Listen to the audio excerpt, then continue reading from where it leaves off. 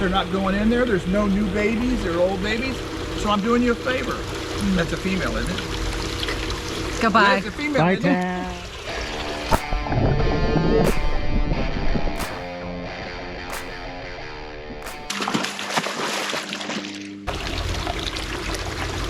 Hey everybody, welcome back to the farm.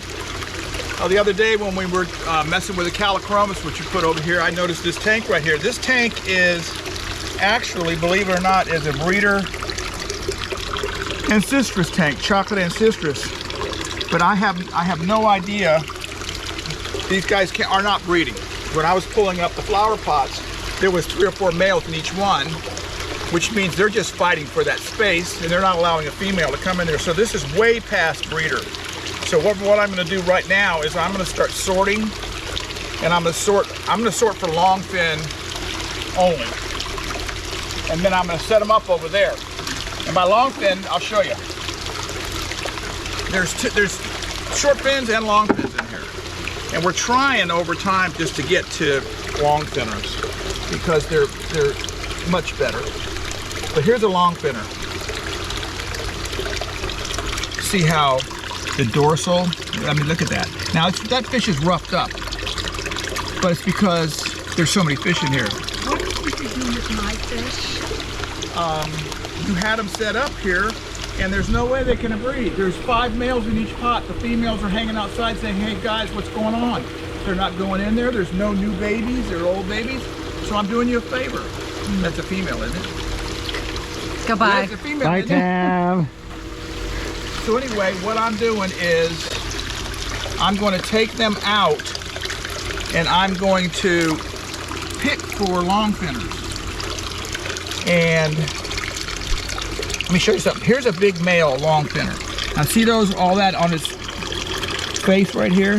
That's why they mess around with the eggs, kind of keep them moving. This guy, he's too big, he's too old to breed. He might breed, I don't know. But I don't know if I'm going to give him a chance. Trying to get him on a white background and see how big he is. This guy. He is a big guy. Here's a Shortfin. See? They're still nice. That's a beautiful fish. But that's not the Longfin. And like I said, these guys are a little roughed up because they have been, this is a nice Longfin male. Look at that. I mean, that's amazing. So you can understand why this would be a more popular fish than the Shortfin. So so far I've got, looks like 1 male, 2 females. And by the way, everybody, if you notice, it looks like, you know, when I'm going after these fish, some people say, well, gosh, you know, you're just jamming your hand down there. And I had an employee once that I was watching, he was watching me catch fish, and all of a sudden he was doing what I did. But what I'm doing is, you may not notice, but over the years, it's just like my technique. I'm hitting the bottom of the net and coming up. I'm not hitting these fish. Like I said before, and I'll say it again, these fish are not only my livelihood, but I'm responsible for them. I take it real seriously. So, here's a Longfinner.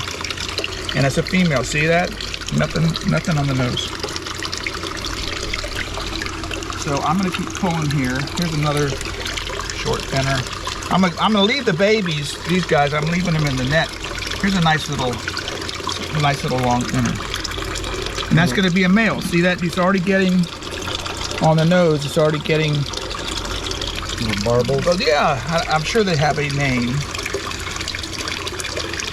That's another nice female. What I plan to do is throw the Shortfinners back in here. Next week when I'm selling fish, I'll tell 4 or 5 of my customers, hey, I got a bunch of nice big Precocinis. You guys want them? And they won't be here very long. Another female. But what I'm going to do is I'm going next door. It's an empty tank. And I'm going to set up a lot of females. I'm going to set up those flower pots over there. And I'm going to try to have 1 or 2 males and then 8 or 9, 10 females. And even though some of these old males are old, I'll throw a couple of them in. Ow! What do you do? I want them to have some old. I want every, you know, young males, and I don't want this old male here doing anything. There's a short one too. Yeah. And I'll set that up, and now what's going to happen? You know, I set those flower pots up far enough away from each other that the males will each have their own flower pot, and they won't be just sitting there shoving. If you were to sit out here and watch them, they just shove each other in and out of those. That's where they want to be. They want to be sitting up inside there. Male stays in those things, you know, comes out to eat, but 24/7 they're sitting in them. And the females come in, lay a pile of eggs. They stick them right to the side of the flower pot. And then the male, I don't even know if he shoves her out or whatever. They take care of them. So that's how we're going to set it up. And so far, like, here's a nice little male. He's kind of got some crooked. That's probably from sitting in the flower pot. Yeah, I would imagine. Huh? Yep. And you know, normally if you look at our breeders, you know, they're not show stuff anymore. They're breeders. They're pushing each other around all the time. So, you know, I might have a one-eyed breeder tiger, the suitor or something, but who cares? Doesn't matter to me. So now I've got a good choice there, but I'm kind of amazed I'm coming up with so many females. This is nice. And then what I'm going to do is these little guys, and I didn't get them all, but I'm going to take them in and let them grow up inside and then sell them. Yeah, I think I got enough to choose from. If anything, I'm in short males, but that's okay. And then what Tamla does, she walks, this is on her path to her area over there, which is the Tanganyikan area. By the way, because I'm talking about cats, I'm wearing my catechism hat. Yeah, let's do the logo.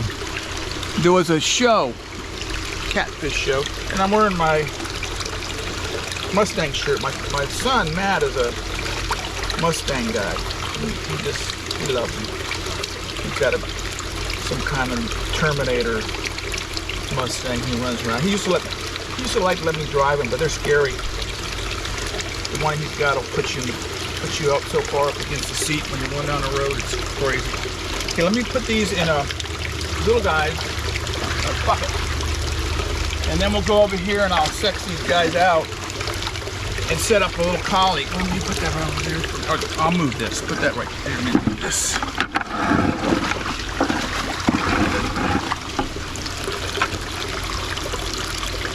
And we that big piece of styro over there, we float that in these tanks for these guys. They like to get up underneath it and hang out. We give fish out here, if you notice behind me, are albino travassis. We give them some shade. You know, they got the Rick, more. show us again how you're grabbing these, because I guess some people, you know, I'm not going at the fish. I'm going like this. So I'm cupping the fish. That fish, I'm not even feeling that fish till I'm coming out. So I'm cupping it. There you go. Yeah. And this guy I was working with was like, bang, you know. And I'm no, you're not allowed to do that. In fact, I didn't find out him doing it. Tony did, and I heard this ruckus going on, and when I was what's going on, he said, this guy's jamming the fish. I said, what are you doing? He showed me. I said, no, you can't do that. You know what you're doing. Okay, here we go. Flower pot. I'm gonna put one here. Now these are just regular. What kind of preparation do you do with these pots prior to putting them in? We bust the pot like this. Take a pliers and just kind of crack.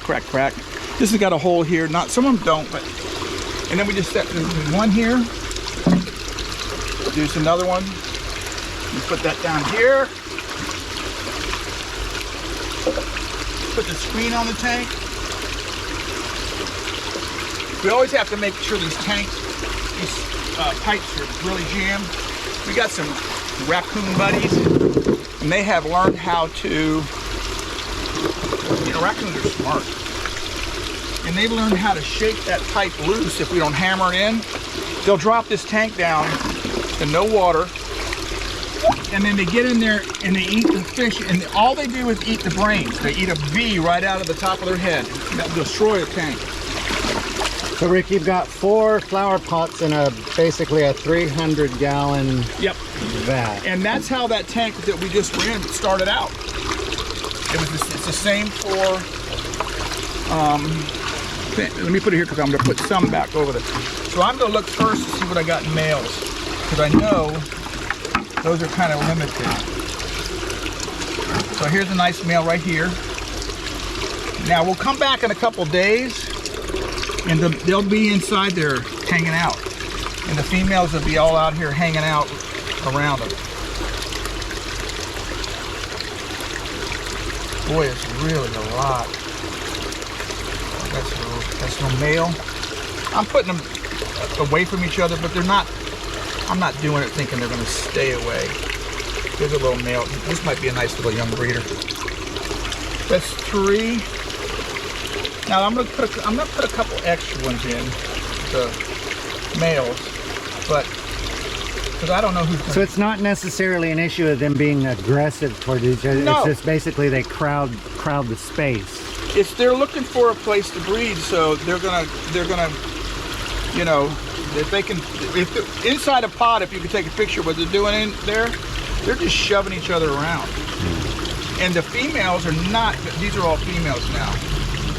So unlike haps or peacocks that are, you know, you're gonna have a dominant male that's gonna try to fight everybody. So these are pretty much a docile species. Yeah. On those guys, they'll get a territory. Like this is one more male than I have flower pots, but it's all right. This old guy, this old timer, he's gonna have to go back there. And I don't want too many. And the females are just gonna hang around. They're just gonna, when they get full of eggs, they're gonna go over to who they consider the most handsome other. And I'm gonna keep some of these young ones in here so they can grow up. So that tank's set up now. Like I said, Talmad's gonna come by here, or Glenn, or me, and we just turn the pot. And if there's eggs in there, and I'm thinking what we do is we take them to the warehouse, correct? And put them in a small bucket, put the water on them. By that I mean, make sure the bucket's getting some a water spout, and they'll hatch. And then once they hatch, they'll just they're teeny little things. We'll follow some.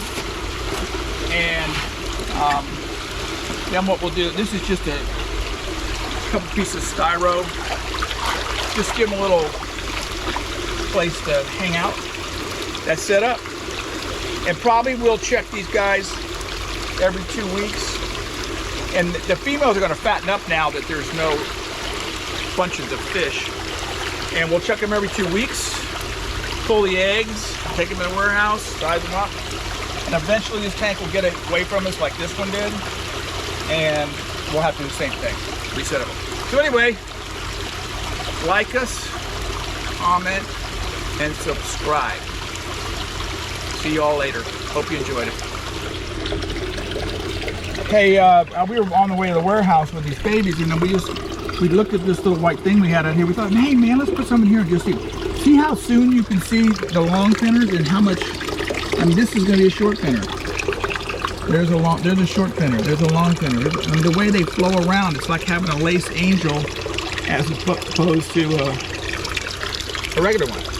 So we might have just learned some of this little contraption here. This might be a cool thing to pop fish into. I like it, yeah. You can really see it happening. I don't care if I lose one of them. There's more babies in here. I didn't catch all the babies out for sure. All right, see you later. Yeah, see y'all later.